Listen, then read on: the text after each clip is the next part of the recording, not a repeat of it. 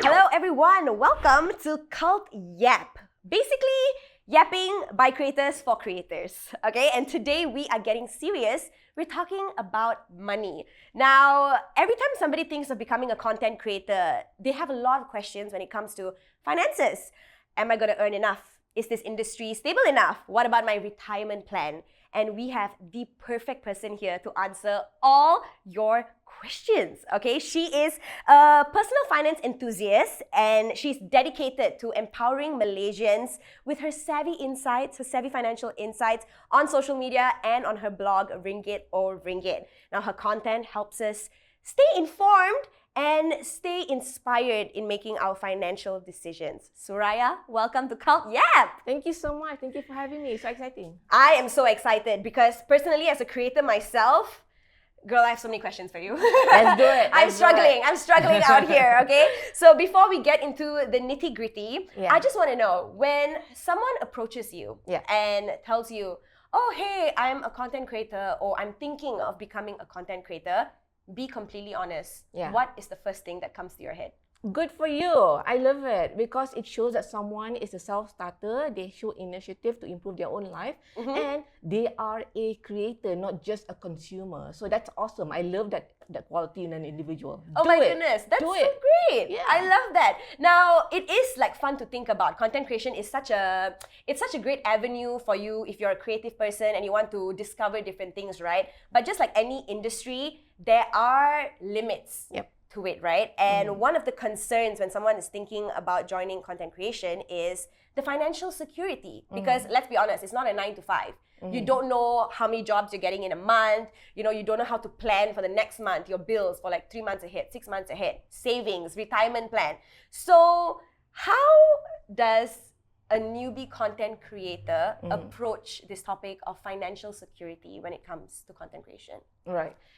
We have to actually know and that in Malaysia, a lot of people actually is in this, you know, like freelancing, solopreneur, small business environment. So being a content creator is actually just part of that. There's actually so many resources already available for you. You just got to tweak it to your own situation, right?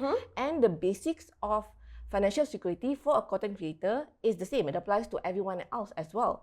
So the basics are try not to have any high interest debt or debt with high penalty in case you don't pay them. Understood. Right? Okay. So that means like try not to have any credit card debt or like BNPL. If you do, pay it on time beyond the minimum amount. Right? Number 2 is that you gotta have at least 3 to 6 months worth of living expenses. So if your living expenses for the month is, let's say, like 2,000 ringgit, right? So 3 months of that is about 6,000 ringgit. 6 months of that is about 2 times 6 is 12,000 ringgit. Thank you for doing the math. I was already struggling. I did take some time as well. Okay, yeah. So, but you are saying you need to have like at least that amount of money. That buffer, correct. So, if you have that, then you become a content creator who is not desperate for any job that come your way, even if it's not beneficial for you. It will help you to stop being, being approached by predatory clients who are like, do you want to take this job? It pays 100 ringgit, but you got to do the job for like a month. Who wants to take that kind of job? So with that kind of buffer that you have, with that savings that you have, you can say, no, I'm sorry, I can't. I have to focus on other jobs. You don't have to be like snarky about it. You don't have to be like, oh, I'm sorry, why are you lowballing me? You don't have to just, thank you so much, it's not suitable for me. Or just say like, I'm not available for this opportunity. And then move on for clients who are worth your time and worth your, have the pay that you want to target. Correct. I think that's something that you kind of build on the longer you are in the content creation scene, right? But I guess as a newbie, you're like, oh my goodness, there's a job. I need to take it. I have to take it because this is my bread and butter. This is what I'm going to live on in the next month. So I can understand from what you're saying, discipline is also very important when you're thinking of coming into content creation when it comes to your finances, right? Because you need to save. It's very important because once you see the money, it's easy to feel like, oh, you want to spend, you want to buy new things, but yeah, discipline is important. So you mentioned that there are already so many things available for content creators in terms of helping to sort your finances, right? But do you think it's well known? Because I'm going to be honest, like as a content creator myself, I struggle to find like help in terms of how do I sort out my finances. Yeah, do you think there's a lot of avenues available? There's so many different Really? types of tools available out there. But I think that's also a solution, but also becomes a problem in itself, especially in this information age right now. You become so overwhelmed. Like this one says that they want to help you, this one they say that they can help you. And to put on another aspect to that is that because we are talking about finances right now, your defenses come up. You're like, crap, I have heard of so many different people talking about how they were scammed. This one turned out to be a predator, this one, that. So you literally like, if someone talks to you about finances, your first, I guess, response would be like, can I trust this person? And that happens so much. So it's not just, yes, there's tools available, but also like, are these tools legit? Are they, can you use it, or like, is it end up gonna use my information against me? Is it gonna like expose me to like other bad, weird things? So that's something out of there. But I'm gonna try and explain some tools that you can use right now that are completely legit. Some of the healthy financial habits that you can definitely use is it's much easier for you to know where you're at if you track what's happening in your life. For example, a very easy example, right? Many people track their weight. Okay. Right? If you don't track your weight, how are you gonna know if you're buffing or if you want to lose weight, if it's working or not, right? Of course. So that's taking the same principle, apply it to personal finance. You would want to track whether or not you are on the right track. So I always tell people, try and track your expenses a little bit, right? And there's so many tools available out there, but 3 main disciplines are, you can use a notebook, just like write down, okay, today. Okay, like old school. Yeah, like 1 January, 5 ringgit coffee, 10 ringgit Grab, whatever. So literally it is. everything, you're saying everything. Okay. Everything. So just do it for a couple of months and just have an idea of what is your living expenses. You can write it down. The second way is that you can also use apps. Right? There's a lot of expense tracking app. I'm a big fan of using expense tracking app.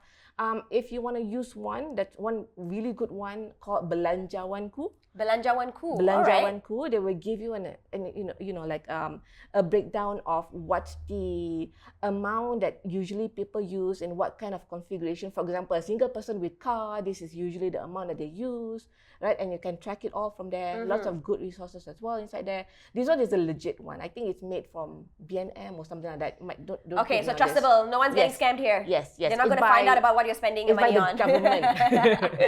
By the government. And then the third one, if you're someone who enjoys doing Excel, right? Some people are total Excel people. They love tweaking it. Got color here, can put black and pink inside there, can do like all different configurations. It's fun. And it's really, people get really into it. You can really personalize it. You can even buy Excel templates to do for your budgeting. Yes, I've seen those. So I've tried to look out for some, but I don't really know how to work Excel. You know how you need to know all these like formats and codes, right? So I got a bit like intimidated by it. And then I just decided to use an app lah. But out of all the 3 options that you gave me, which is your favorite? I like expense tracking app. So I have data from more than 10 years now. So I can tell you like what exactly I bought and when. A control issue is one, but it's so helpful. I'll give you an example. Back when I was renting, right, my landlady told me that, okay, if you want to move out, make sure that the aircon have been serviced, right? If not, you got to pay a certain amount. If I had forgotten when I did the aircon service, I would have paid that extra fee. But I checked my expense tracking app and said, look, landlady, I paid it on X month. I have done it. Therefore, I didn't have to pay the fee. This would be so helpful for you in so many aspects of life. I can know like on average how much I use for groceries per month, on transportation per month, on petrol per month. You have an idea of how much your best for everyone, right? Your favorite topic is yourself. And your budget is a reflective of who you are as a person. Like you can tell yourself, my priority is XYZ. But when you look at the data, is it? So it tells you so many things about yourself. You'll be surprised. That is so true. I never really thought of that, you know. And also, that would be great help when you're doing your taxes, which is something we'll touch on later. But wow, I need to know because like tracking your expenses, you need a great deal of discipline. Because that's the number one issue that I have. I always start out strong. You know, some days you wake up and you're like so like motivated. I'm going to start like tracking my expenses today. It lasts like 5 days. and then I just delete the app because I know I'm not going to continue after that. Babe, same happens to me. Just Really? guesstimate it. Oh. That's what everyone else does. If you forgot the exact amount, just put a little bit more. Like, I forgot how much was the coffee the other day. Was it 5 or 6 or 10? I can't remember. Just put 12. That's so great because you know Just guesstimate it. if I forget my receipt, I'm like, ala, tak payah lah. And I just like delete the whole thing because you know I already messed up. Just guesstimate it. Oh. Yeah, I forget to track things all the time. I just, I think I forgot something. So like the next few expenses, I'll just round it up a little bit more. Who cares? If the data is just for me, I'm not going to submit it to anyone. That's amazing. Wow, I can't believe I didn't think of that. Yeah. That's such a great tip. Just guesstimate. Oh my Just God, just guesstimate. guesstimate it. Okay, so obviously we know that you are, I see you as like a professional when it comes to like everything finances because I am a huge fan. I literally follow you on your social media platforms. I read your blog, but you have to have had a journey before you reached here. So I want you to spill the tea a little. Have you made some questionable financial decisions yourself? Okay, I'm gonna be like super annoying about it. I don't have an origin story. I just like money and that's it. I don't have credit card debt. I haven't made any major financial mistakes. I just like money and I like the strategies and I see it like a game that I can win. And when you're winning, you feel better about it. So you just make like one good decision after another. Some bad ones as well, for sure. But the good ones outweigh the bad ones, and in the end, you know, it All right. I don't have a credit card debt that I had a moment one day, clarity, God, I gotta get this None shit of that? together now. Wow. So I'm assuming you're a very competitive person. Because this No, whole... I'm just privileged. I have parents who have supported me when I was in school and in uni.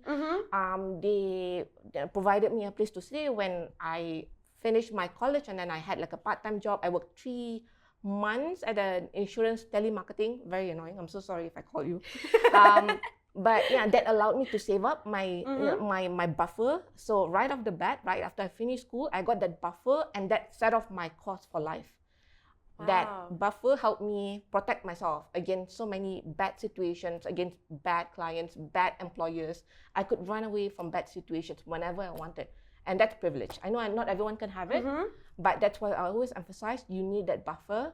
Not everyone can have it, let's be real, but it's in your best interest if you can work towards that at the basic, at the foundation level. Wow, that's amazing. Yeah, like you mentioned, right? Privilege, it's something that you had. Not many people have it as well. So, you know, for content creators who maybe they do have debt and they're like worried about it, because for me personally, I have a car. I've got an installment to pay because you know I had to get a car to get from point A to point B. I've got student loans because you know that's just what you have to do to put yourself through college, right? So some people have the mindset, myself included, that oh my goodness, I have debt. It's over. Everything is over. The house is on fire. I'm gone. So would you say like debt is just like the end of it? Nah. No? But it's just money. It's just money, huh? Yeah. It's just money. Is important, but like it's just money. Like wow. Okay. So once you detach that, it's just a tool to make your life better, but it's not a end all, be all kind of thing. It's important, sure, but there's so many things that are important in life. If you look at the data, some of the countries with the happiest people are some of the poorest countries. So there's that correlation. Yeah, for sure, you gotta have it in order to have a good basic life, but it doesn't make you, like over a certain level, it doesn't make you that much happier, you know. So what I'm trying to say is that it's important, but don't let it consume you. If you have debt, so what? Like, as long as you know, okay, I'm paying it off, it's going to be done in, let's say, 3 months, 6 months, 1 year, 2 years, you have a plan, you're paying it off regularly, go live your life. Like, it doesn't have to be your defining characteristic. It's not defining you as an individual. So what? Wow. That's how I feel about it. Having said that, right, that is quite the fact of life. A lot of people have it. I would say like student loan is fine, especially if it's PTPTN, it's just 1%, it's fine, just pay it as per the schedule. In fact, it's good that you're paying it off because I saw the data and quite a chunk of people, they don't even pay back 1 cent. Yes, I know, but Very the reason judging you. The reason why I'm so like up to date with my PTPTN payments is because I've heard of stories of my friends. they're trying to travel and then they're like on the blacklist because, oh, you haven't paid off your PTPTN, and I do not want to be in that situation. Obviously, it's so scary, right? And you kind of feel like caged in, and it really does feel like, oh my goodness, like everything is falling apart. So yeah, every time I get the email from PTPTN saying terima kasih kerana bayar balik, Feel good, right? I'm like, I feel good, but I'm like, oh. Sama PTPTS. Yeah, you know, you're welcome, girl. You're welcome. Okay. Yeah. Now, apart from debt, when it comes to content creation and financial planning, because like I said, you can't really foresee what your next job is going to be. So what is so essential is making sure your finances is on point. And a part of that is your retirement plan. Yes. Because if you work in a normal company, you have like your EPF, your employer is putting it in for you. You have to put it in. Yes. Even if you work in the government, you know, you have all that charuman. It's all sorted out. Yes. But that is not the case when you are a content creator working for yourself by yourself. Yes. So, in your opinion, how important? Can you tell like the importance of your funding your retirement plan at least through KWSP? One of the options. Right. Okay. When it comes to retirement plan, I know a lot of people, they kind of like, meh, it's gonna, you know, it's a long while away, and what's more immediate is my rent next month, for example. So get that buffer, get that sorted out first. Yeah. But when it comes to retirement, you absolutely cannot run away from it. If you look at the data, with the low birth rate that's happening right now, if this keeps up, in the future, a lot of old people like you and me, your peers, will be in a very unfavorable, to put it lightly, difficult spot, right? Very, very difficult. Even things are hard right now with the hospitals and things like that. Yeah, you really got to look out for yourself. Facts. Okay. When you are self-employed, you can self-contribute towards your own retirement account. You can do that in EPF, like you said, without an employer. You got to put in yourself and there's no employer contribution.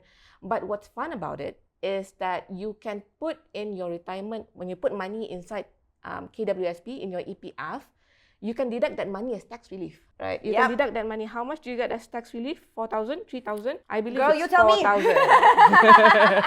Hold on, get the numbers here. I believe it's either 3,000 or 4,000. We'll put the number somewhere here later. Okay. If you look at the numbers and you calculate everything, that 3,000 or 4,000 that you put in as your self-contribution for EPF, effectively it will reduce your total tax payable by a few hundred. Yep. So you're literally saving money by putting in money for retirement. It's just basically free money for you at that point. Yeah, and it's money that's not going anywhere. It's literally in your account that you can access later on in life. Yes, correct. And that's a feature, right? A lot of people say like, put money in EPF account. Can't take it out until you're old, until you're 50, 55. But that's a feature, not a bug. For many people, like the money, if you money put inside your bank account, you're like, tempting. Correct. I even feel that sometimes. So like the fact that you can't take it out easily means that, you know, that's at least one gap between you and that money, and it's going to grow, and in the future that money will take care of you. You're so right, because sometimes you don't have the discipline to kind of like not touch that money in the savings account. So like you said, it's somebody there, it's like a guard, right? It's like, don't take the money out, not now. Let's talk about, I know you repeat discipline a few times, but let's talk about this myth of discipline in personal finance, okay? There's a few data points which suggest that rich people and poor people, they actually have the similar levels of financial mistakes, make the same level of financial mistakes. Okay. The only difference is that rich people, they have a comfortable buffer, or they have their safety net, right? Understood. Whether it is from their family or from their savings. Well, like poorer people, they have less of that safety net. So we talk about discipline, and yeah, you gotta have like a moderate amount so that you can be a basic functioning member of society. Yeah. But it always boils down to like just automate it, like just put in, just set it up so that every month it will deduct from your account, and then forget about it. You paid one time when you set up, like yeah, it's still painful. I'm gonna set it up, but after that you forget about it, and then one day you're like, oh, I have that much in my account. You feel good about it, like wow, like thank you, Suraya, for making that decision. Yeah. The majority of my asset right now are just decisions that past me have made and never touch on it anymore. Like I have automated my discipline, and that's what people should do. You don't want to amazing. do it every month. It's painful every single time. Yes, it really Yeah, is. it is. It really is. When I look at my phone, I'm like, oh, not this again. Yeah. Yeah. Okay. So- Wow. Okay. So when it comes to KWSP, maybe explain to us the different ways that you can contribute yourself, like on your own as a content creator. As a content creator, right, you can, if you haven't downloaded EPF account, download it, register, you can set up. I believe you can now like download the app. It's very cool. Yep. It gives, there's a lot of resources inside there. And also there's a lot of resources inside there. People think that the resources are free, but I know for a fact that EPF pays a lot of people a lot of money to create that content for you. So really these are paid, like good resources. You're just getting them for free. Okay, so don't think that this is not valuable because it's free. Think of it that I get to access this paid content for free. Think of it like that. So download all of that, and then when you open it, like try and figure out. There's so many options inside EPF account. You can get insured there. You can make additional investments there. But if you want to set up your retirement account, just open the account, and then you can do click deductions, or I can't remember what's the actual button name right now, but you can set up so that every month it will deduct for you. All right, automatically. So does it matter? Because we all know that there's like 3 accounts now. There's account 1, account 2, account 3. Yes. So in terms of like how much money, how much percentage you're putting in each account, does it matter? They will automatically do it for you. So the money that you put in, let's say I put in 1,000 ringgit, right? They will automatically put in 70%. 70% inside account 1, 20% inside account 2, and 10% inside account 3, if I'm not mistaken. So it will all be sorted out for you. So the work is done. The work is done. You just need to automate it, sort it out, and it will do the math for you. Yes, correct. All right. Okay, that's so great. So you just mentioned, like you said, automate your whatever finance, your savings, your bills, just automate it, right? Do you think there are any other challenges when it comes to self-contribution to your retirement fund? I guess it's about like making enough money, right? The age-old question. Okay. Because at the end of the day, it's all maths, right? Yeah. You want to hit a certain amount in retirement in your retirement account by a certain age. You can use the retirement calculator. I believe KWSP has it inside their website, and you can count backwards. They will tell you, okay, if you want to hit 1 million, 2 million, 3 million, however much that you want to hit by whatever age that you want to retire, then you should put in how much per month, right? And so you can automate that amount and then put towards the account every month, and make sure that you earn enough so that you can afford to put in that amount every month. You mentioned earlier that as a content creator, as a solopreneur, right, that you are someone with fluctuating income. I would say that's one of the major challenges, because some months you might not pull in that much income, but some months you might earn for the whole year. Right? Yeah. It happened to me.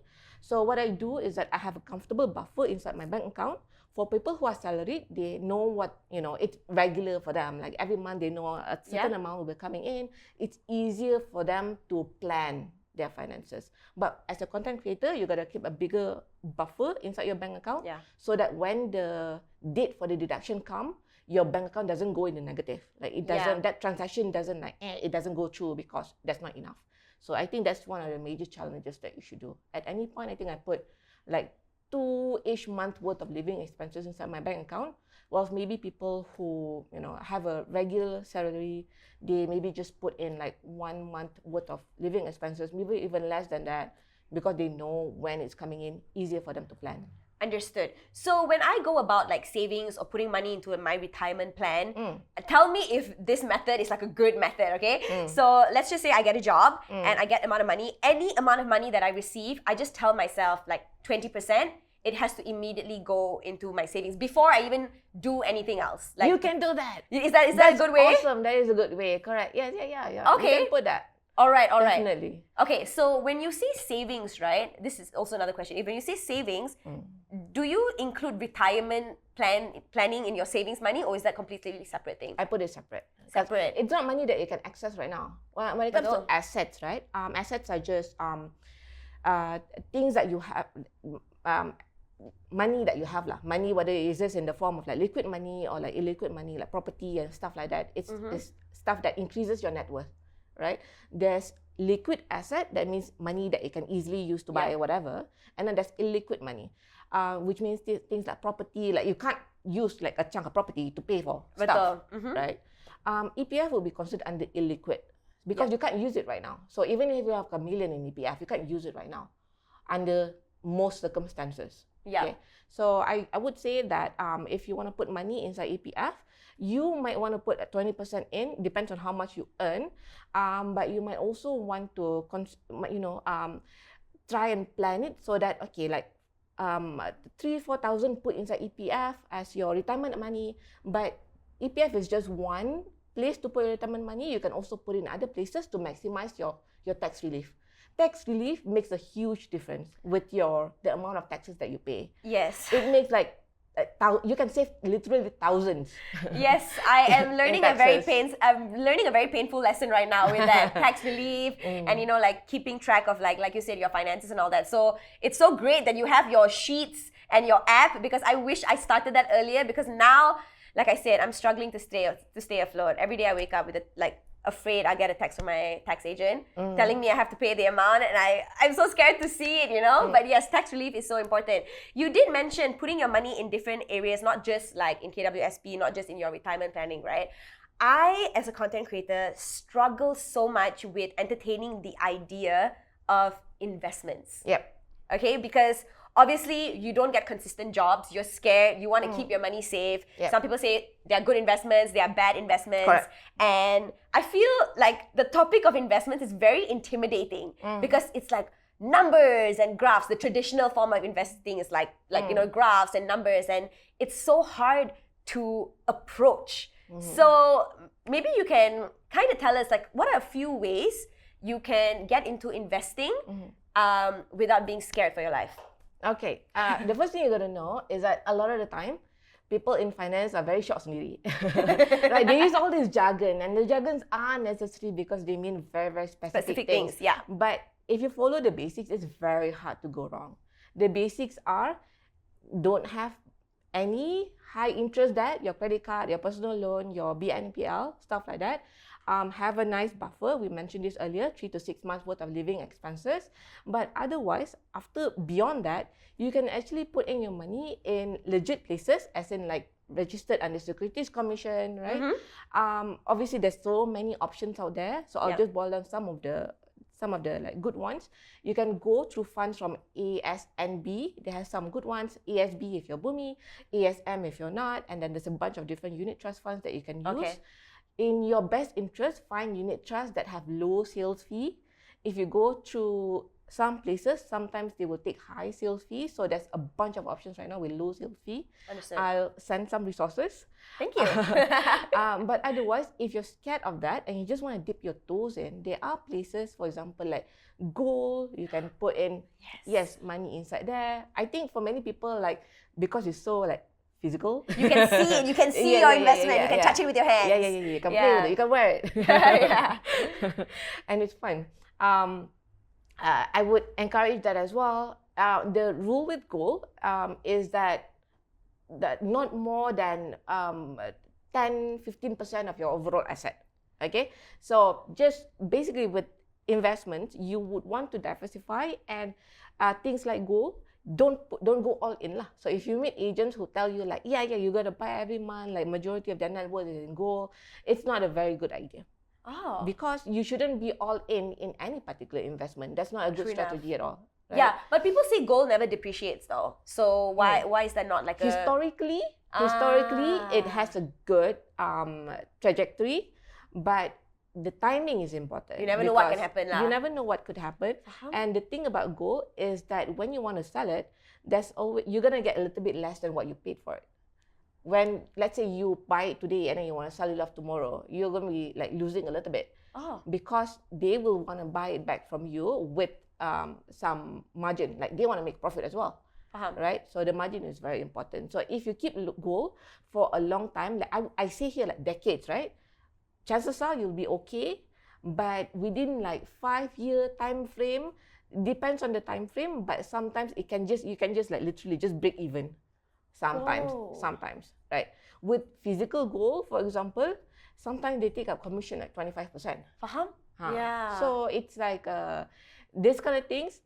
Just don't go all in and just make sure that you have a healthy buffer. You'll be all right. But generally speaking, if you just want to make investment simple for you, right? After you have that 3 to 6 months worth of living expenses, if you want to put it all in ASNB funds like ASB or ASM, that's fine, right? And keep it there until you have like 6 figures, and then you go and find a financial advisor. You pay them like one-time fee, maybe like 1,000, 2,000, 3,000 ringgit.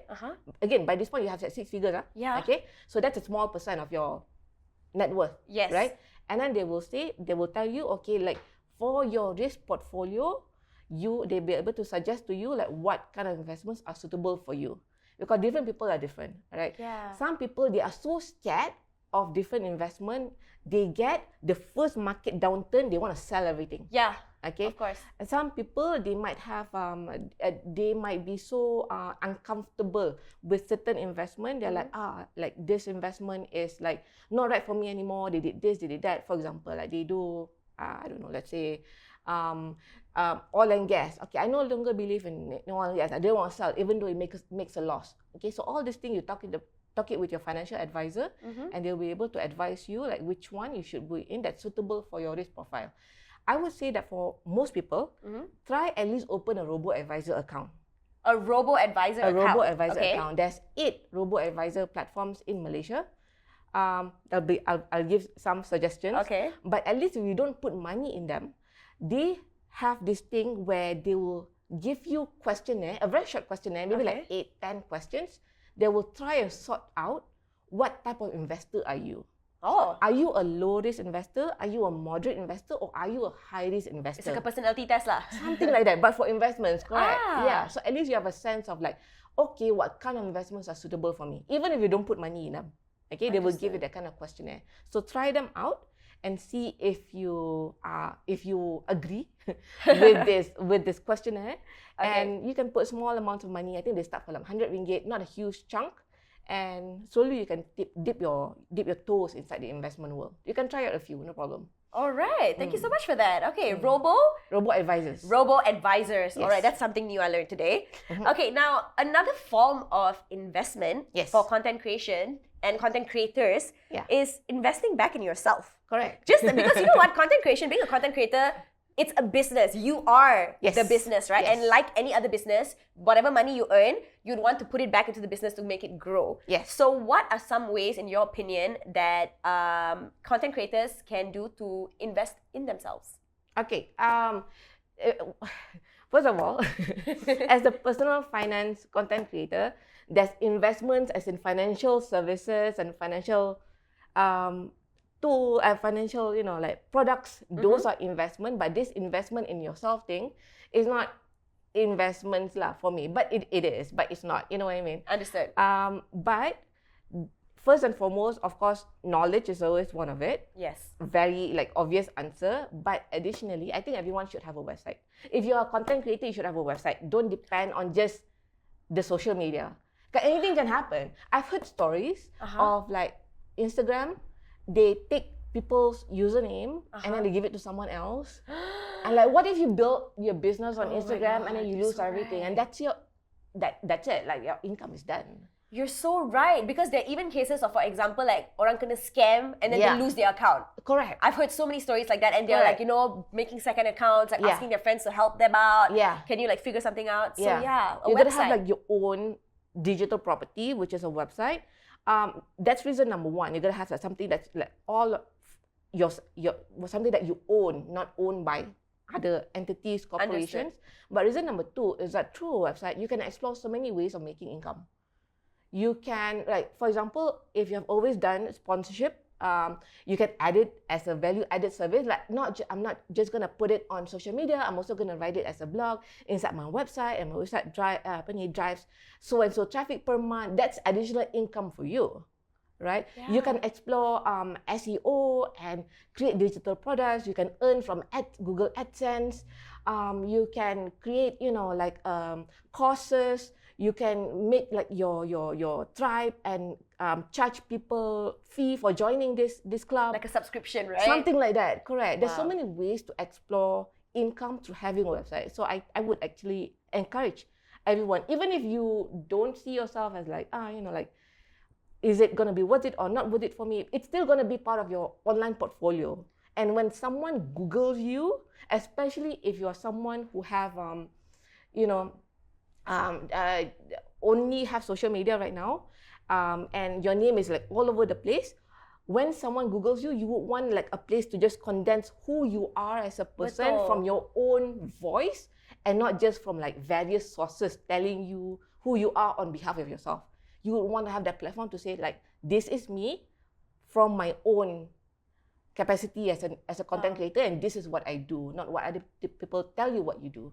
So Yeah, that's so great. This is have a not website. advice. This is not advice I've heard before, because I feel like now if people find you on IG, they're like, oh my goodness, you need to be on TikTok too. And you need to start creating like YouTube videos as well, because that's where the money is at. But no one's ever said, create a website.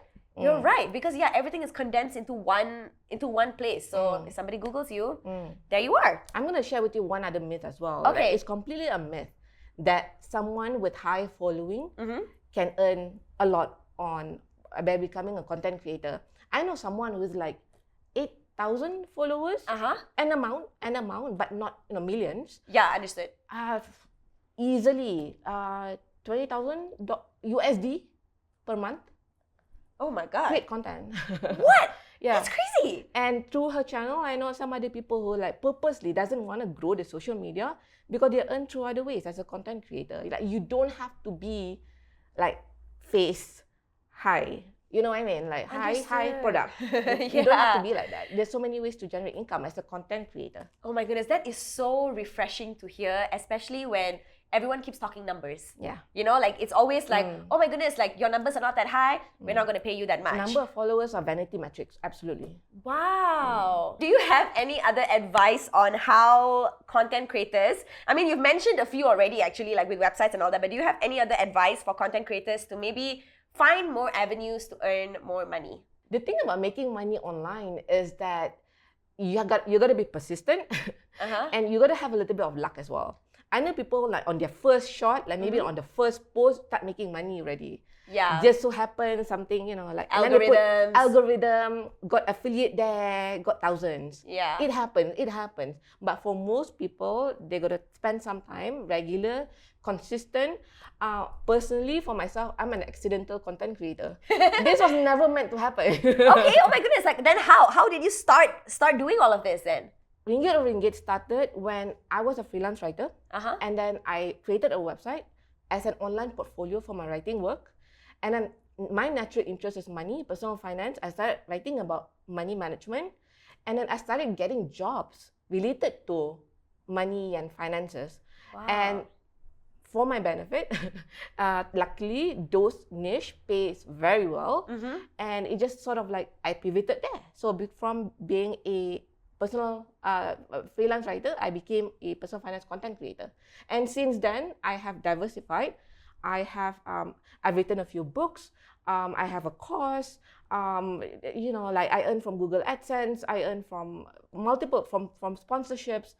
There's many ways. It's not just making money. Is just like there's just many ways to make money. It's just a matter of like, okay, try them out. And when it comes to that, there's so many ways that failed for me as well. I opened freaking YouTube and TikTok. And how did that go? Not that good, I assume. Didn't work for me. Wow, but you did all of that from an accident. So props to you. That's amazing and so inspiring. No, actually, it's fun. I think a lot of people, they see the fun aspect of content creating, and to be fair, it is fun, right? Okay. That's if you like the glamorous part, then you like the glamorous part. But the back end, the admin stuff, I also find that fun. Wow. So you're a rare breed. You're a real rare breed. No. But once you gamify it, right? Once you gamify it, like if I do X, Y will happen. I find it very fun. Okay. So I think a change in your mindset, when you like you said you gamify it, right? So now it's like it's fun for you. Yeah. Like I get to do this. Like of all the jobs in the world, I don't have to be a laborer. Wow. You know what I mean? It's like no matter how much I want to complain, I'm not. I'm so privileged. Wow. That's amazing. This has been so good. I've learned so much from you, and I'm sure everyone else as well, because so insightful, as you know, and to know that there are so many other options out there for you. It's not just putting a camera out there and talking to your phone and showing a product. There's a whole world out there that we haven't explored, right? Now, before we end this, you know, we've reflected on your journey, your whole process, getting from back then to where you are now, right? What are some knowledge or skills that you have that you will take with you as this industry evolves and gets bigger and more crowded? Right. Now the trend is AI, right? And a lot of people use AI in writing. My core is that I'm a writer. So I write personal finance articles. The others are secondary. The other social media are secondary. So I write articles. I try to hack the SEO, search engine optimization, and that's how clients find me as well. At its core, writing is still my most valuable skill set. Right? Communication is still my most valuable skill set. Even though using AI tools are tempting, I don't think I will use it because that will just outsource your brain, your creativity. That will just it's like you are used to, if you're someone who knows how to use the abacus. Yeah. Or I know how metal arithmetics, right? If you can do all those calculations, but you're used to using the calculator. Like earlier on, I'm like, what's 6 times 2? I'm still used to using the calculator, right? Yeah, correct. You lose that skill. I don't want to lose that writing skill. So if you're a content creator right now, for sure, AI can help you with a lot of ways, but never outsource your thinking. Because that thinking is going to set you apart from other content creators out there. And like for sure, other people will join this industry. And it's up to you, basically, how to set yourself apart and be someone who's worth being paid to or paid for by the client. Being someone who is valuable and informative for your audience and useful for your audience. Wow. Amazing. Suraya, thank you so much for yapping with me about finances. This was so insightful. I've learned so much, and I'm sure everyone watching has taken some valuable information with them as well. Amazing. We will be back with another CultYap episode. Yes. Bye. Thank you so much.